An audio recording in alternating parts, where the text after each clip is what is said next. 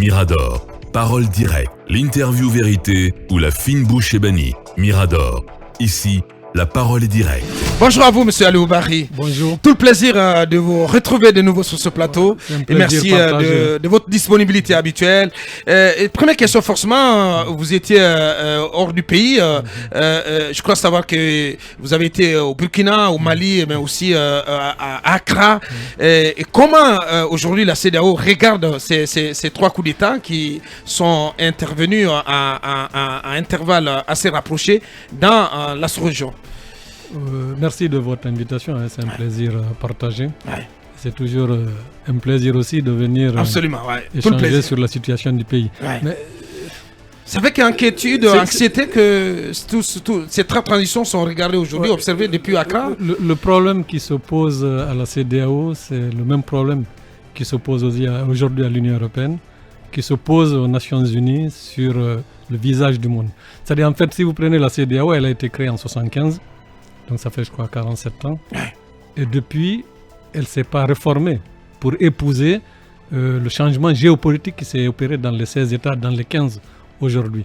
Donc elle est complètement désarmée vis-à-vis de ce qui se passe et au Burkina, et au Mali, et en Guinée. Parce que donc, je pense qu'il est temps que la CEDEAO se réforme. Ce qui peut expliquer le reproche qu'on entend au sujet de la CEDEAO, qu'elle se montre souvent en décalage, en déphasage avec les aspirations des peuples. Si vous prenez le paysage politique en 1975 des 15 États, ce n'est plus le même. On ne peut pas garder une institution qui n'épouse pas la géopolitique de son espace. Et aujourd'hui, en 1975, il n'y avait pas le djihadisme. En 1975, il n'y avait principalement que des partis uniques dans l'ensemble, pratiquement de tous ces États. Et aujourd'hui, tout a changé. Et la CEDEAO est restée la même. Vous prenez aujourd'hui l'Union européenne avec ce qui se passe en Ukraine, c'est le même problème. Les Nations Unies ne sont pas réformées. On a gardé la même structure depuis 1945. Il y a 5 États les mêmes qui sont approches. membres. Donc il est temps aujourd'hui, d'ailleurs il y a beaucoup d'analystes qui le disent, il est temps de changer la structure de ces institutions chargées. En fait, il faut repenser l'architecture de sécurité collective de toutes ces sous-régions. Et aujourd'hui, la CEDEAO est confrontée à ce problème. Est-ce que la réflexion est à l'étude? Est-ce que plutôt la question est à l'étude au sein de la CEDEAO? Est-ce que ça préoccupe? Je pense que les conseils, il y a plusieurs conseils que je connais dedans qui réfléchissent. Mais le problème, c'est que la CEDEAO est un ensemble aujourd'hui d'une réunion de chefs d'État. Même le président de la Commission, il est pratiquement désigné. Aujourd'hui, dans tous ces pays, la société civile a pris un poids et elle n'a aucune représentativité au sein de la CEDEAO. Je pense que tous les problèmes là. Et la deuxième chose qu'il faut poser, que la CEDEAO ne se pose pas, pourquoi les coups d'État militaires actuellement en Afrique? Bien, c'est une question donc à laquelle notre invité prestige du jour, M. Aliou Bari, politologue, va tenter de répondre dans la seconde partie, dans la troisième et dernière partie de cette émission. On le retrouve dans 7 minutes exactement, le temps de faire place à nos annonceurs, donc à nos obligations commerciales. On revient dans quelques minutes. On revient avec notre premier invité, notre invité précis du jour, monsieur Aliou Bari, politologue. La suite des débats avec vous, Talibé Bari. Oui, puisqu'on parlait de la CEDEAO et l'Union africaine ont bouclé une mission conjointe hier, je crois de 48 heures à Conakry pour évaluer la transition. Sauf que beaucoup ne comprennent pas que cette mission d'évaluation se soit bornée à rencontrer plutôt les officiels, les institutions de la transition, ignorant au passage les acteurs politiques et ceux de la société civile. Comment avez-vous compris cela? Mais ça, c'est pas quelque chose de nouveau. C'est que la CEDEAO, elle a toujours fait ça. C'est ce que je disais tout à l'heure. Cette institution, elle doit être réformée. C'est pas la première fois. Cela. En 2010, c'était les mêmes missions. Il y avait même groupe international de contact. La CEDEAO, elle vient, elle constate. C'est-à-dire, en fait, il n'y a pas une prévention. C'est ça que je dis. C'est-à-dire, elle est là, elle rencontre les acteurs politiques. Bon, je ne sais pas si à Conakry ils les ont rencontrés, mais à Ouaga, oui. Ils rencontrent. Malheureusement, ils ne les ont pas rencontrés cette fois-ci. Voilà, donc, ils rencontrent les gens de la transition. Ouais. Mais et on apprend que ce sont les autorités de la transition qui sont opposées à ce que d'autres acteurs soient rencontrés par cette. Non, mais si vous observez ce qui se passe aujourd'hui dans les trois pays, il y a une vraie défiance vis-à-vis de la CEDEAO. Ouais. Aujourd'hui, ce n'est pas la CEDEAO qui dicte l'agenda, c'est les trois responsables de transition qui dictent l'agenda. C'est pourquoi je dis qu'il faut qu'elle se reforme. Les gens, ils arrivent, ils rencontrent. Vous faites 3 jours à Conakry, vous rencontrez le CNRD, vous rencontrez le CNT, et puis pour faire quoi après? Le problème, même si on dit aujourd'hui, il faut mettre en place les outils permettant de sortir de retour à l'ordre constitutionnel. Mais comment faire? C'est-à-dire, je pense qu'il faudra que la CEDEAO se pose tranquillement. Donc la CEDEAO, elle est désarmée? Mais tout à fait. Impuissante face à ces trois transitions, à ces trois juntes? Mais c'est visible. Oh là là. Vous prenez par exemple au Mali, M. Goodluck Jonathan, je crois qu'il est à sa 5e mission. Ouais. Il arrive, il rencontre toujours des va-et-vient. Moi, il m'a trouvé, je crois, l'année dernière au Mali. C'était pareil. J'étais avec les gens de la société civile, les analystes. Mais qu'est-ce qui se passe au Mali? Tout le monde sait ce qui s'est passé au Mali. Il y a un problème sécuritaire, il y a un problème de gouvernance. Qu'est-ce qui se passe au Burkina? Pareil. Mais la CEDEAO, elle tout. C'est-à-dire, en fait, il faut que cette institution, comme je le dis souvent, repense l'architecture de sécurité collective. Ouais. Elle n'est pas outillée. Je prends un deuxième exemple. Mais qui connaît aujourd'hui l'utilité du Parlement de la CEDEAO? Ouais, c'est une très bonne question. Mais le Parlement n'a aucune utilité parce que ce n'est pas des gens élus, c'est des gens représentant leur Parlement. Mais où est le Parlement? Quel débat il y a au Parlement de la CEDEAO? Mais où est la place de la société civile au niveau de la CEDEAO? Justement. Mais quelle compréhension peut-on avoir de l'évolution d'une transition si une délégation conjointe comme ça arrive dans un pays comme la Guinée et ne rencontre pas les politiques mais aussi les acteurs de la société? Quelle évaluation sincère peut-on faire de cette transition? Mais je pense que les gens de la CEDEAO n'ont même pas besoin de rencontrer les acteurs ici, parce que dans chacun des États, il y a une mission de représentation de la CEDEAO qui fait des rapports réguliers à la CEDEAO sur ce qui se passe dans les différents États. Là, j'ai l'impression qu'ils viennent s'amuser. Je dirais pas jusqu'à dire ils amusent la galerie, mais la CEDEAO, par la représentation permanente à Conakry, sait très bien ce qui se passe en Guinée. Mais moi, je pense que le problème de transition guinéenne appartient déjà en interne au Guinée. Ce que je trouve dommage, c'est que la question que je me pose aujourd'hui, c'est pourquoi on a renversé Alpha Condé. C'est la question que je me pose. Ouh là là. Non, mais je me suis posé la même question. Mais pourquoi je le dis? Quelle était l'opportunité du coup d'État? C'est-à-dire, quand je pose cette question, mais quelles sont les actions qui sont posées ici pour sortir de la transition, pour revenir à l'ordre constitutionnel? Il n'y a rien. C'est ça. Moi, la question que je me pose, je dis, mais quels sont les motifs du 5 septembre? Quels sont les motifs? Il les a déclinés, le colonel. Mais lesquels? Il parle de l'instrumentalisation de la justice. Elle continue ou elle ne continue pas? Je vous laisse non, mais attends, avant de parler, quand on dit on instrumentalise la justice guinéenne, si on veut mettre fin à ça, il faut poser les bases pour qu'on ne l'instrumentalise plus. Et c'est ça le problème. Moi, la lutte contre la corruption, récupération des biens, tout ça, je trouve très bien. Mais la question qu'il faut se poser, c'est comment faire pour ne plus qu'il y ait des coups d'État militaires en Guinée. Moi, c'est la question fondamentale. Et pour ça, les partis politiques ont eu une lourde responsabilité. Et je mettrai en tête M. Alpha Condé sur ce terrain. Pourquoi?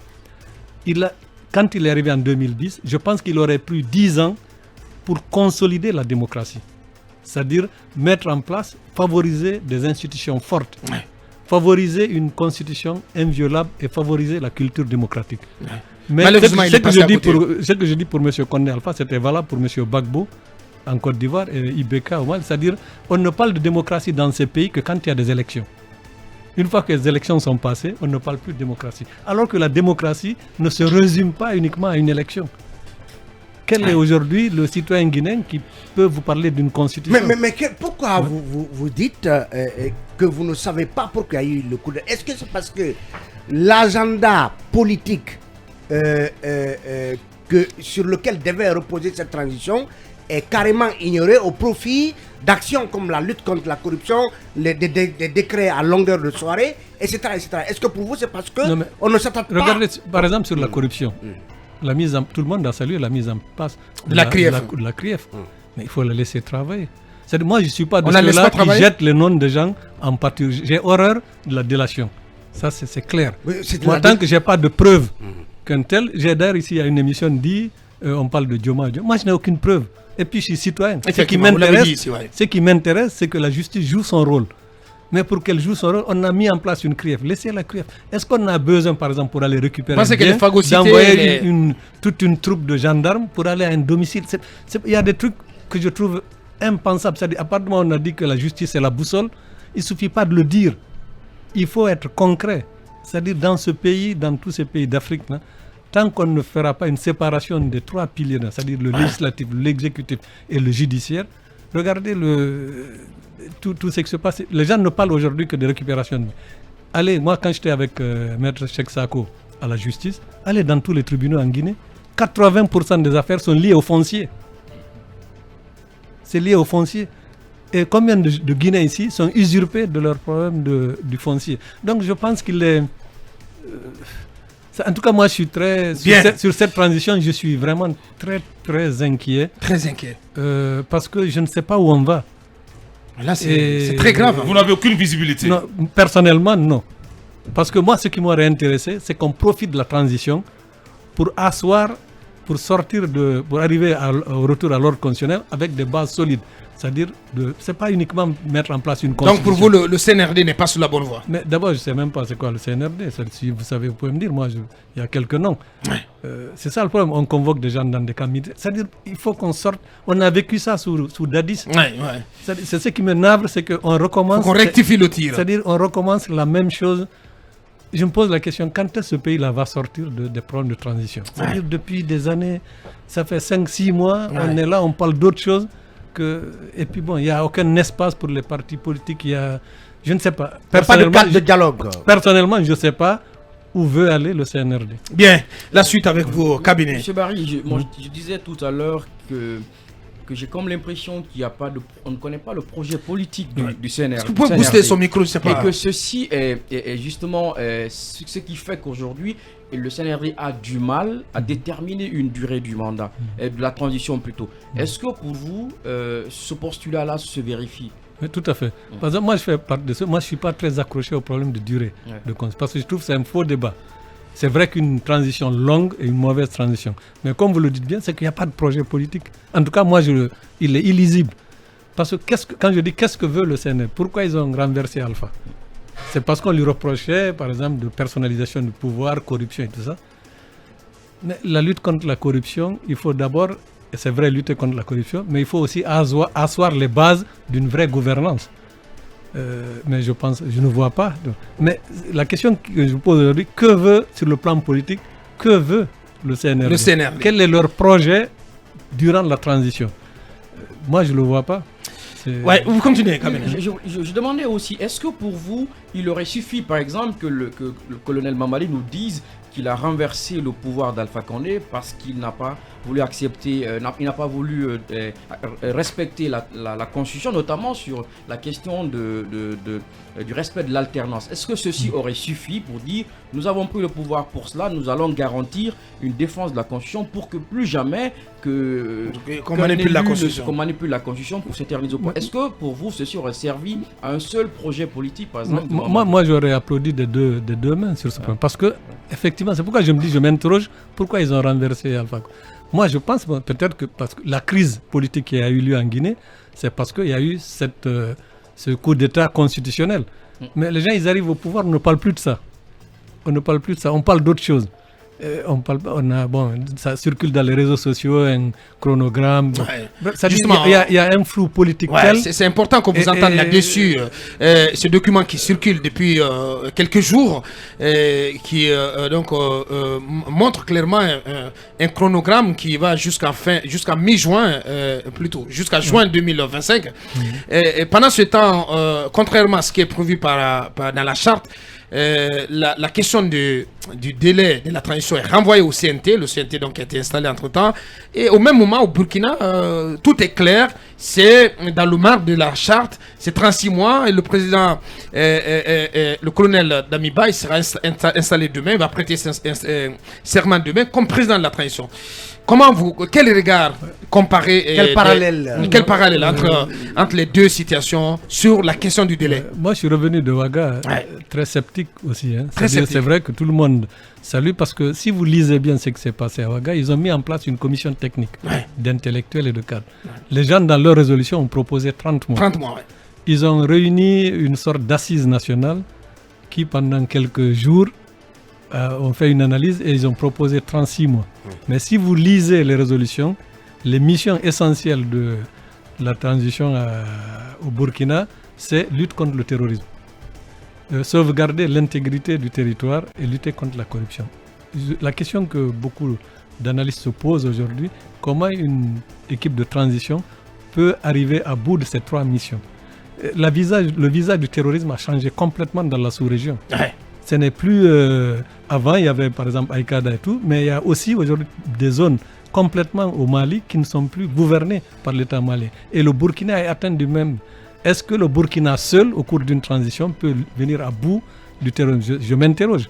Mais c'est vrai, eux, ils ont posé tout de suite les bases. Ouais. Le problème en Guinée, c'est qu'on a un flou. Ouais. C'est-à-dire, depuis 5 septembre, on ne sait pas, le CNT est mis en place, il demande d'aller à l'intérieur du pays, alors qu'il y a eu les 2 religieux qui ont travaillé sur ces questions, ils ont sorti un rapport de 237 pages. Il y a eu tellement de concertations, de visites, quelle est l'utilité des membres du CNT d'aller à l'intérieur du pays pour voir qu'est-ce qui se passe. Est-ce qu'ils ne savent pas ce qui se passe dans ce pays, d'autant plus que les membres du CNT sont tous représentatifs des différentes couches sociales. Ouais. C'est-à-dire, en Guinée, ce qui m'inquiète, moi, c'est le flou. Et dans un pays en cours de transition, le flou peut entraîner une instabilité politique. Et c'est ce qui s'est passé hier. Pour des ça dénote d'un agenda caché du CNRD? Non, ça dit, moi, par exemple, c'est comme le document qui circule là. Moi, en tant qu'analyste, moi, je me méfie beaucoup des réseaux sociaux. Ouais. Si je n'ai pas une source fiable d'un document, il m'arrive très rarement de le commenter parce que, bon, tout le monde sait, les réseaux sociaux, il y a beaucoup de manipulation. Beaucoup d'intox, ouais. Bon, on parle d'agenda caché. C'est-à-dire, quand on analyse les faits, on est obligé de dire que tout est fait pour perdurer la transition. Ouais. Mais je n'ai pas de preuve que, bon, il y a un agenda caché, mais les actes qu'il pose prouvent qu'on pose tout. Regardez, écoutez tous les ministres. Il n'y a aucun qui parle de transition. J'ai suivi, quand vous avez invité le ministre de l'Urbanisme ici, ouais. Durant toute son intervention, il parlait de projet. Il n'a pas parlé de transition. Ouais. Le Premier ministre ne parle pas de transition. Comme dans un personne. Donc c'est là que je me dis, est-ce qu'ils sont là pour poser des actes de gouvernance ou... Peut-être sauf Béa Diallo. Oui. Bon, et peut-être. Là, je ne les ai pas écoutés. Très bien. Mais j'écoute souvent d'autres ministres, mais personne ne parle de transition. Bien. Allez-y, Mamadou. Encore 8 minutes en compagnie de notre premier invité. D'un point de vue panoramique et global, sur les 3 pays où il y a eu ces putschs-là, au regard justement des, si vous voulez, des durées long-termistes qu'ils ont proposées, 48 mois, je veux dire 36 mois au Burkina, 60 mois au Mali. Même si en Guinée, nous sommes dans ce que j'appelle une TDI, transition à des durées indéterminées, ils ont apparemment, sur la base de ce document qui fuite, il y a une durée de 48 mois qui serait proposée.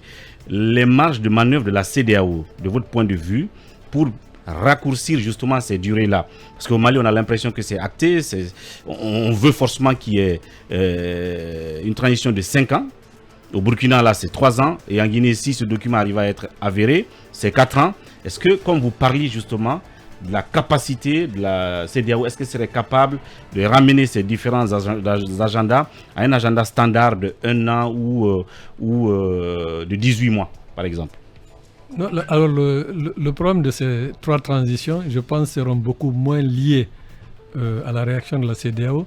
C'est que si vous observez tous les phénomènes de transition dans ces pays, il y a de l'euphorie au départ, parce que vouloir le pouvoir, c'est une chose, et l'exercer, c'est une autre chose. Au Mali, petit à petit, des partis sont en train de s'organiser pour défier la junte au pouvoir. Et au Burkina, je pense qu'au moment où ils vont commencer à exercer le pouvoir, il y aura la même défiance. À Conakry, en Guinée, ce sera pareil. Je pense que la CEDEAO, c'est une réunion pratiquement de syndicats qu'on appelle souvent de chefs d'État. Il y a quelques-uns qui sont très mal placés pour donner des leçons aux jeunes qui arrivent au pouvoir. Vous prenez le Togo, vous prenez même en Côte d'Ivoire M. Alassane Ouattara, qui lui-même a été le premier à redemander un mandat présidentiel hors constitution. Donc c'est pourquoi je dis, j'ai toujours dit qu'il faut réformer cette institution, parce qu'elle ne répond plus aux besoins de sécurité collective. Bien. Donc elle n'a pas de marge de manœuvre. Non, mais je pense qu'elle n'a pas de, ça se voit, elle n'a pas de marge de manœuvre, c'est évident. Et quand je dis ça, l'Union africaine est dans le même problème. Si vous voyez les sanctions de la CEDEAO sur le Mali, c'est beaucoup plus les populations qui en souffrent. Parce que le problème de ces jeunes-là, c'est qu'ils parlent de gouvernance, mais beaucoup dans ces pays, il y a beaucoup de membres de ces jeunes-là qui ont participé à la gouvernance passée. Effectivement. Donc c'est très difficile de... Vous prenez au Mali, je connais beaucoup de généraux, de colonels, qui était dans la gouvernance de IBK. Donc c'est très difficile de venir dire après, je pense qu'ils vont se confronter vite à la réalité du pouvoir. Et au Mali, ça ne va pas tarder. Bien dit. On parle là de Mali dans 5 minutes exactement avec le président du Haut Conseil des Maliens, de la diaspora malienne qui va nous rejoindre sur ce plateau. Et dernière question avec vous, Mohamed Kaba. Voilà, M. Bari, 3 petites questions, je vais les enchaîner. D'abord, est-ce que l'envoi d'un ambassadeur dans notre pays, cela suppose que d'un ambassadeur dans notre pays, cela suppose que cet État voisin cautionne le coup d'État? Parce qu'on a vu que les ambassadeurs ont présenté leur lettre de créance en Guinée. Est-ce que cela cautionnerait le coup d'État par ces pays, et spécialement les États-Unis qui l'ont fait? Et le Maroc. Et le Maroc. Secondo, aujourd'hui, l'armée est consignée, il faut le dire ainsi. Vous qui avez été un acteur de la réforme des forces de sécurité, cela vous inspire quoi? Et la troisième question, en tant qu'activiste des droits de l'homme, en 2010, on le sait, entre guillemets, que vous avez été molesté par le commandant Resco. Où en sommes-nous aujourd'hui? Bien, sur les 3 questions. Je vais commencer par la dernière question.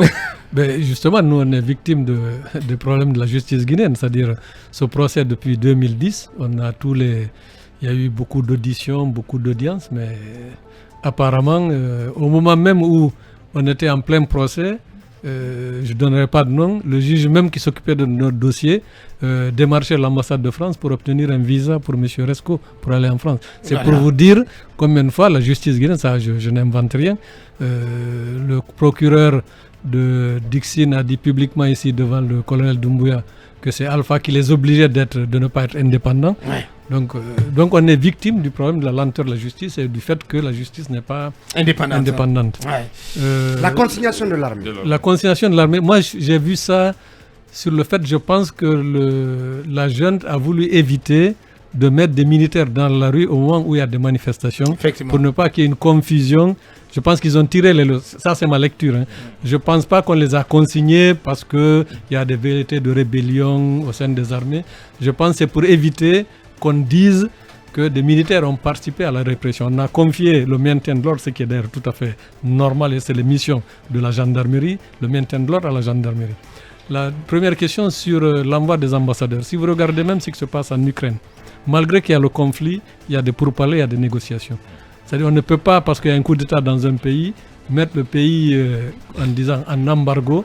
Et c'est normal qu'il y ait des ambassadeurs qui viennent dans le pays. D'autant plus que je pense que quand il y a conflit ou il y a une crise, il faut en même temps ouvrir les possibilités de dialogue, donc par des représentations diplomatiques. Mais ce n'est pas parce qu'on envoie un ambassadeur que forcément ce pays est favorable à la transition. Je pense que ce serait une erreur du CNRD de voir l'arrivée d'un ambassadeur américain comme une caution à la transition. Je pense qu'ils sont là aussi, surtout celui qui est venu là cette fois-ci, c'est quand même une grosse pointure qui a beaucoup travaillé au département d'État sur les questions africaines.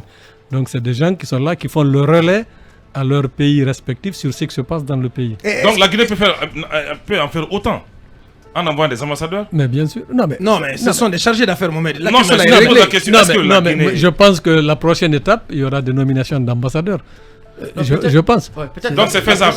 Mais oui, non, mais apparemment ils ont dit... On n'a plus que 2 minutes. Il y a une charte et puis les gens ont considéré que cette charte c'est la Constitution. Oui, monsieur Barry, puisque vous parlez de l'ambassade des États-Unis, on a vu au lendemain de la mise en place du CNT, il a dit c'est bien, on va vers le retour du pouvoir au peuple.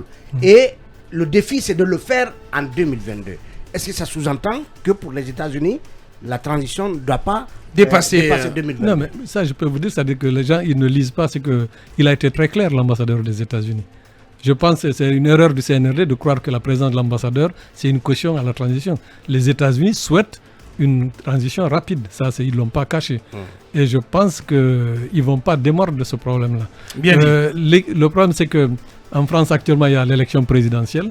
Donc, les gens sont préoccupés par ça. L'Union européenne souhaite une transition aussi rapide. Mais ce qui risque de se passer au niveau du CNRD, c'est qu'il risque d'y avoir un désamour en interne. Et ça, ce désamour en interne peut favoriser une précipitation ou un raccourci de la transition. Et vous vous souvenez ici, en 2010, même quand Dadis, tout le monde l'applaudissait. Moi, j'étais à Conakry ici, où les jeunes suivaient Dadis du camp Al-Faya jusqu'au Palais du Peuple. 7 ou 8 mois après, tout le monde sait comment ça s'est terminé, la transition. Bien, il faut savoir raison garder. Grand merci à vous, M. Barry. Merci beaucoup. Merci toujours de votre disponibilité, M. Alou Barry, politologue. Il était notre premier invité ce mardi. On continue l'émission dans un instant.